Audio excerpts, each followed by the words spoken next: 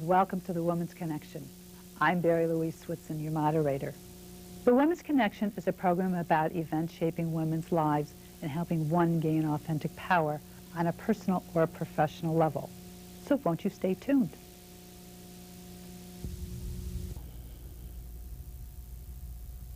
Welcome. Our guest is Ruth Beckford, who has accomplished quite a bit in her short career. Currently, she is the author of Still Groovin', Affirmations for Women in the Second Half of Their Life. And I would like to welcome Ruth. Thank you very much for having me on your show. Oh, my pleasure. You have many words of wisdom, or pearls of wisdom, to share with us. But one of the ones that I found that was just striking for women over 45 was your facelift theory. Oh, yes. That one's fun, but it's true and it works. Would you share with us what it is? How to do it? Yes. Okay, I have to sober myself totally. Now the whole face has dropped. All the muscles are relaxed. If you lift your eyebrows, open your eyes wider, and you smile. 20 years gone. That's beautiful. Everyone can do that if they just think about it. But folks let their face hang.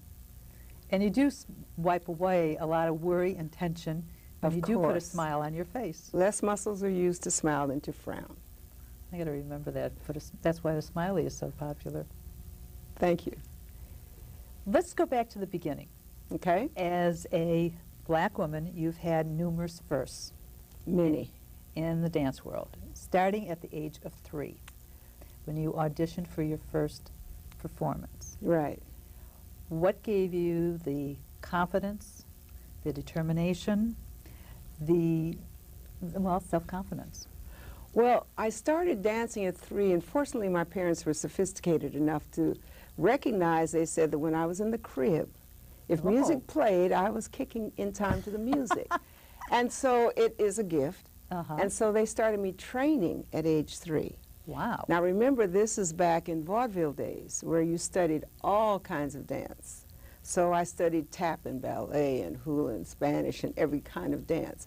And luckily my dance teacher was a skilled teacher and would not let me go on point, of course. Children should not go on point because the little bones are too soft. But I studied ballet. I studied all kinds, but my specialty was contortions acrobatics. Contortions. They used to say I could tie myself up in knots.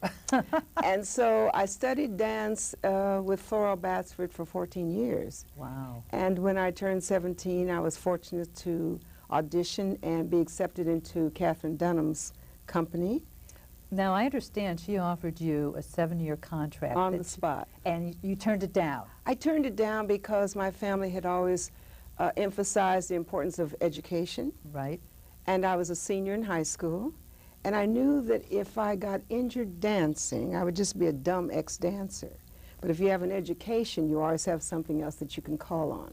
So when I told Miss Dunham after the tour that I was going to go to college, she being a scholar herself and the first person to incorporate anthropology with dance, she understood and was very happy about my doing that. And consequently, we've remained very close friends for 56 years. She's been my mentor.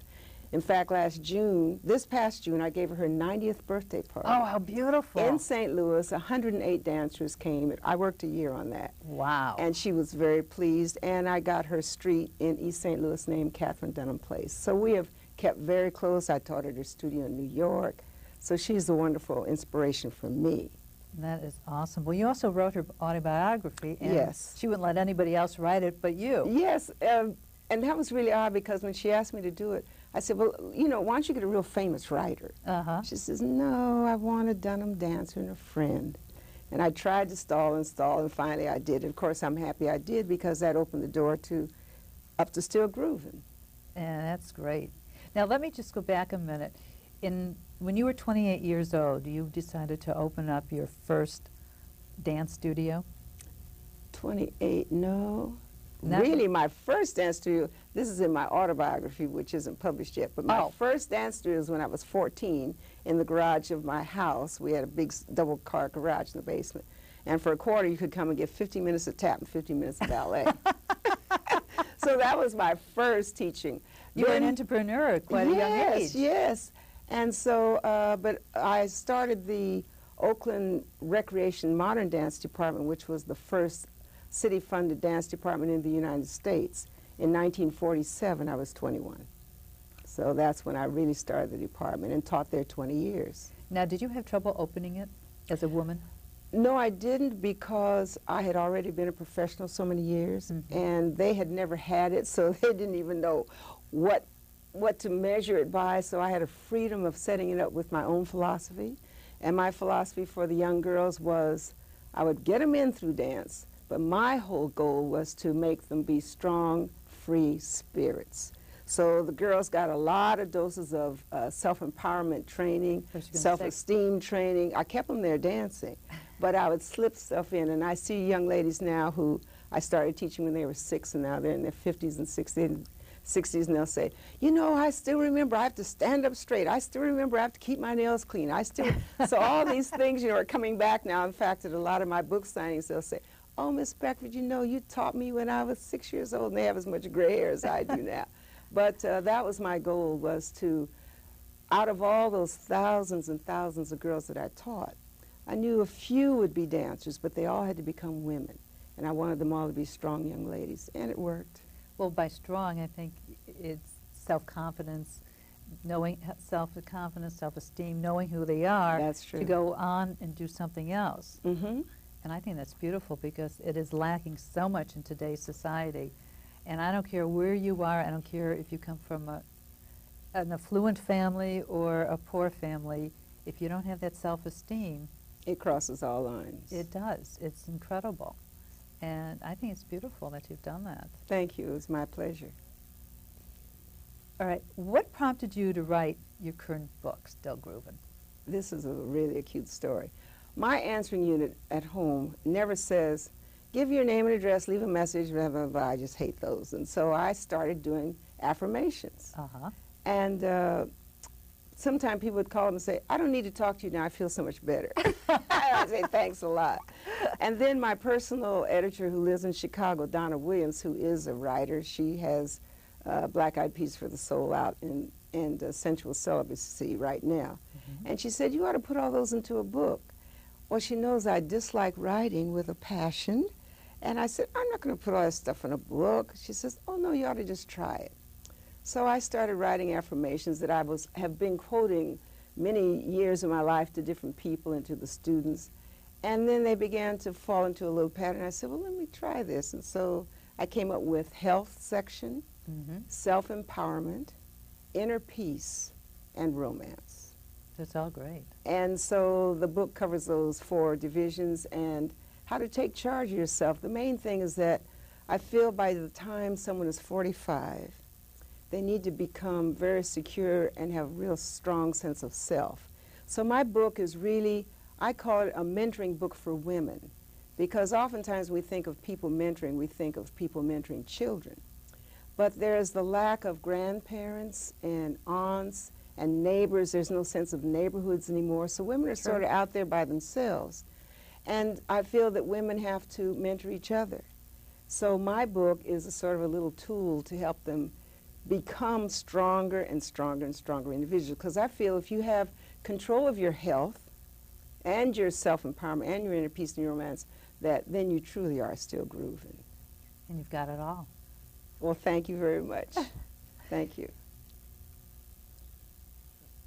Romance. Yes. There's a couple things. One of them, you said that you don't date anybody your age. And you were quoting, what's it, Mom's Bailey? Mom's Mabley. Mabley, who says the only thing an old man can do for her is to bring her a message from a young man. I love it. I thought that was cute. Now, there's a reason you don't date men your age. You said that they're old, even though they might be younger, but they're still old. Well, I have a different energy, I think, than most men my age. So as long as I have this energy, I'm going to use it, and I'm going to have fun with younger people. Now, if I meet an older man and he has energy, I'm not saying I'm not going to even talk to an older man. But I have just found that most of the time, younger men have the energy that I have, and I feel mine is worthy of that. And they must feel worthy of them, too. Well, I always feel they don't have to come. That's true. You know, so it's a choice. That's right. How do you flirt? Oh, flirting is body language. Okay. What's your favorite? In the olden days, people flirted more, I think, than today. People now just sort of go for it. But I think in the olden days, women were more coy and a little more hard to get, and a little lift of a shoulder and a lift of an eyebrow. People used to wink. People don't even wink anymore. That was old habit, you know, you'd wink at somebody. But flirting, I think, is just a sort of finesse way of getting acquainted. What's your favorite way? Of flirting? Mm-hmm. I'm not going to give you my secrets on TV. The next time a guy sees me, he'll say, oh, she's just flirting. No, I got to keep that secret. I got to keep that secret. Well, I want to learn. No. Would you tell me off camera? Sure. Oh, okay. I'll show you off camera. All right. Oh, all right. I'll give you a lesson. I'm looking forward to it. All right. When you want to get to know a man better, what do you want to do? What do you do? If he interests me, I like to talk to someone who is a free spirit also. Mm-hmm. Someone who understands who they are, what have they achieved, how much they love themselves, because I feel if you don't love yourself, you don't have anything to give to anyone else or can't receive love. So I like people that are very secure in themselves. And you can talk to someone and find that out, you know, kind of easily. Very true. So people that have a real inner power and a sense of love of themselves and are happy with their own lives, that's who I want to be around. Now, when you are dating, and I don't mean to stress your age, but do it. Listen, I'm happy I'm here. you advocate safe sex. Yes. Do you get a lot of resistance from men? Now, it wouldn't bother me if I got resistance. I'd just say, let's watch television. Well, that's great. It just stops the action, because if you've ever watched anyone die of AIDS, and I've had many former students that I've watched do that, I think all young people, if they could just walk them through an AIDS ward in the last stages of AIDS, it would really, really, really bring it back home to them about safe sex of all ages. Of all ages. It's just so, so important. And I've seen so many of my former students who have died before they knew AIDS was dangerous. So it's a very serious thing for any age at all. If they're going to participate in sex, then it must be safe sex. It's about saving your own life. Too bad other people don't feel that way. It's almost like, well, it'll happen to somebody else, it won't happen to me, but it's that's a horrible not true. death if they ever see it happen. I have never been exposed, and thank goodness. It's horrible. Thank God. No. Let's move on to something else. Okay. You said in the second half of life, you talk about having a PhD in rest. In rest. What do And you I have mean a by that? 10-step program. Oh, okay. There's a 10-step program for people who would like to be a Beckford buddy. So just as alcoholics and drug addicts, there's programs for 10-step programs and 12-step programs and whatever. I have a 10-step program to be a member of my Beckford Bed Club. And a couple of the steps is that I believe, first of all, that resting the body is very important. Not napping, not sleeping, just lie down and rest in the day sometime, just to give your body a chance to relax, to breathe, to circulate. However, the prerequisite for that is that you must not lie on a couch and have all your jewelry and belts and shoes and things on which are restricting your circulation. I believe that you should get undressed and get in the bed and rest. Sounds great. And, you know, just take a half hour of rest. But you must not lie there and be thinking guilty thoughts. I shouldn't be lying here resting. You're not resting that way. Or you can't say, oh, I feel so guilty. No one's supposed to just lie here and not do anything. Yes, you can. The world will go on if you're out of the way for a half hour or an hour. So, and when you get up, you're totally refreshed, feel so much better, and you can start all over again. I used to come home in between dance classes and take a rest. Not a nap, but a rest. Not a nap, just a rest. Lie there, and I've written every book, all my choreography, all my lesson plans in bed. Wow. But my mother used to tell me I would never die tired. So I've always been a bed person. I've always been a bed person, and I believe in rest. Well, I don't think that's bad. I don't see any point to stand if you can sit and don't sit if you can lie down. Sounds good to me. Oh, I it's like that wonderful. philosophy too. Lie in bed and balance your checkbook. No, that's no fun. Lie in bed and just take a breath and get up and go fresh out again. So if you read those 10 steps and agree, you can sign the bottom of the page and become a Beckford bed buddy and add 10 years to your life because you've got a good resting situation going. That is great. Now, you take good care of your health. Because I love myself. All right. What are some of the things that you do? I unfortunately am not able to power walk anymore because I've had 5 back surgeries and a hip replacement, and so just recently I've been stopped from doing extensive walking. But for those who haven't gone through this, and this is a rare event, most people haven't had that, I suggest walking. It's not pounding, it's free. Mm-hmm. You don't have to join a health club to walk. Drinking 2 quarts of water is essential. Every day. Every day. And I have found that if you drink it with a straw, as crazy as it sounds, it's easier to get down. So that each morning when I get up, I get a quart down to start with. Then I know I can get the other quart down throughout the day. But with a straw, you can do it. And when you know that it's doing something that's going to keep you healthy, I feel you owe it to yourself to do that, to take care of yourself. So you're never in too big a hurry to stop and drink water or to take care of yourself. So water, exercise, watching what you eat, don't smoke, of course, drink in moderation, and also think healthy thoughts. Because an ugly mind, as I call it, makes the ugly outside. And an ugly mind makes you ill, and hanging on to negative baggage that you heard 30 years ago saying, you're a dummy, you can't do this, let all that go. That's self-defeating, is when you start with all that. Oh, yes, and it works on your system. Mm-hmm. So it makes yourself ill. So anything that you can control of your own health, like how and what you'll think about, you must do it. What are some of the things that you think about during the course of the day? Oftentimes I find myself in the day thanking God.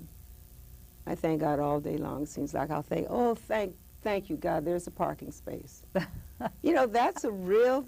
It's a treat. Listen, I'm happy. I thank the Lord for parking spaces. Sometime when you're driving your car and you almost do something and you catch yourself, I thank you, God, for letting me stop just in time. Mm-hmm. I thank you, God. So it keeps me up, keeps my day blessed. So I do that quite a bit. Well, you've earned the right to say that you're vain and selfish. Yes. All right. I don't think selfish is a bad word. Selfish means to me self-love, self-care, taking care of self. I am important to myself so that I can be of help to others. So if I'm constantly putting myself down, what is that saying to other people? That you're not worthy. There you go. And as they say, all of us are God's children. That's true. So I believe that you must love yourself, take care of yourself, honor yourself, so that that rubs off on those around you. Do you find that you have a lot of people jealous of you? I don't know if they are or not. I don't worry about that. That's their choice. If they want to put in that extra ugly energy and negative baggage, that's on them. I'm not going to worry about something that crazy. You say that the mind is a powerful magnet. Explain. I think that when you think good thoughts, good things come to you. Mm-hmm. Old saying is, you do good, you get good. Right. And so I believe that when you think thoughts that are positive, I will not dwell on negative stuff. I don't want to be around negative people. I don't want them to rub off on me. I don't want to be around it. So when you have a choice to not be around that type of person, you have a choice what you put into your brain. You have a choice what you think about. A lot of times I don't think we use our own power. And I use my own power. What do you mean that you don't think we use our own power? I think people let people dump on them. Mm-hmm. And all they have to do is dismiss themselves from that, but they don't. They sit there and get dumped on, and they leave feeling like this. You shouldn't do that. Instead of standing up for themselves. And we put stress on ourselves. Women are known as, yes, people and be a nice lady, be a nice little girl and say yes, do things you don't want to do, and then 3 weeks later you're kicking yourself saying, I didn't want it, why did I do that, why did I do that? Instead of being honest and saying, no, I really don't think I want to do that. And the stress ends there. You don't have to carry that around. People will say, let's do lunch. You know they're not going to do lunch. So why even say let's do lunch? Because then when you see that person again, they're stressed. Oh, we didn't do lunch, I told we do. So all that kind of craziness is just, you know, you have a choice to do that. So don't say you're going to do lunch. If someone tells me, let's do lunch, I get out my appointment book. Right. When are we going to do it? So clean that up right there. So I think when you're honest, it takes a big load off your mind, because then you don't have to remember lies. Oh, I agree on that. So I just, very honest and straight. That's why my book is very straightforward book, because I just talk on the page. You certainly do, and that's great. I love it. I love your pearls of wisdom. It's really talk terrific. On the page. You do. I enjoyed it. I laughed, and some of your words were just really terrific. Well, thank you so much. It was fun to write. I enjoyed that it's a beautifully printed book, too. I think Pilgrim Press really outdid themselves in making a beautiful little art book, all on acid-free paper, and I'm pleased with it. Feeling. Doesn't it feel I kept wonderful? Playing with it. I just, it feels like suede or silk. Yes. It's wonderful. You don't seem to dread birthdays. Love them. Okay, why? Because it says I made it another year. I'm still here. Because the graveyard is full of people that can't say, whoa, another birthday. So I have a good time on my birthdays. I think it's very important. And there's certain big birthdays, like my 70th birthday was very important. And I'm beginning to think about what I'm going to do on 75th. My 70th birthday, I gave a white-tie dinner party for 200 guests. How lovely. And they knew about it a year in advance. Right. I told them, bring me no gifts, take all that money and buy a fabulous outfit, because I wanted everybody in long dresses and looking very glamorous. So I said, take your money and dress fabulous, because I'm designing a dress with a train. Whoa. I said, and I know how to kick it. So everybody came. It was the most glamorous night ever. And also, I didn't send out one invitation. I told them, get your appointment book and write down a year from now you're going to the party. Oh, I think that's fabulous. So it was just a fun thing from the very beginning. Great 70th birthday. That is really terrific. And I just can't wait for your 75th birthday. Oh, it's going to be hot. I have to think about what to do for that one. I have a year. What advice would you have for women who have dreams or secret desires? And they're do them. If you have to sneak and do it. Never leave this earth and you haven't done your secret ambition. What do you think would happen to somebody if they didn't do their secret ambition? Well, they're just frustrated, and I think you should experience as many things as you can in your life. My secret ambition was to be a lounge singer. I think dancers want to sing and singers want to dance. And I went to the community college. I was the only gray head in the class. Didn't bother me. I was there every week in the class, and at the end of the term, of course, they give a class show, and it was a big 1930s scene. The teacher said, well, who'll sing? My hand went up first. I'll sing a solo. And? The place was packed, and in fact, in the program, I changed my name to Corinne. That's my middle name, Corinne. I said, this way no one will know who I am. As soon as I hit the stage, they said, there's Miss Beckford, there's Miss Beckford. But I sang Nobody Loves You When You're Down and Out, and I had the best time in the world. I had my ambition. I said, I don't care if the audience doesn't like it or anything. I'm having a ball. Well, the audience cheered and clapped. I didn't know if they were sincere or not, but I didn't care. You had a ball. I had a ball. All that counted. Oh, I had a ball singing. I just think singing is great. My next life. Well, why next life? You can still have this life. Well, I don't want to push it, you know. I had a good time that one time. Many women in the second half of life find themselves living alone. What advice do you have for them? Living alone doesn't mean lonely. Living alone is just that you are in your space alone. But you don't have to be a lonely person. And I find that after 45, you have a little more freedom of time. And I think the thing that keeps me interested and my friends is that we do a lot of volunteering, because everyone has a skill they can share. Everyone has a skill they can share. If they like working with children, the literacy programs, one-on-one, you don't have to be a school teacher, but helping someone, volunteering keeps you very excited. Makes you have to get up, get dressed, get out, meet new people, Right. learn new skills. And so I feel that you should always give something back. And so a lot of people say, I don't want to volunteer. They're getting paid to do the same thing I'm doing free. No, you should pay them to go. It's a whole different mindset when you Oh, volunteer. I enjoy volunteering. It's great. I've done so much of it, and I was trying to get somebody to help me, and they were unemployed at the time for a project I was volunteering on. Very good. And she said, no, I don't have time. And I was saying, I'm unemployed, I'm doing the volunteering, and I'm getting a lot of reward out of this. Yes. There's something missing here. People But that was always, their problem. I find that people have time to do what they want to do. Mm-hmm. If you're busy, you will always find time to volunteer. Very true. In the closing moments of the show, Yes. there's a couple words I want to get your definition of, like enthusiasm and hugging and stuff like that. But you've been a playwright. Yes. You've had a play on off-Broadway. Yes. You have been a dancer, a singer. And my singer. question to you is, what do you want to do next? I want to work to make this book successful. Mm-hmm.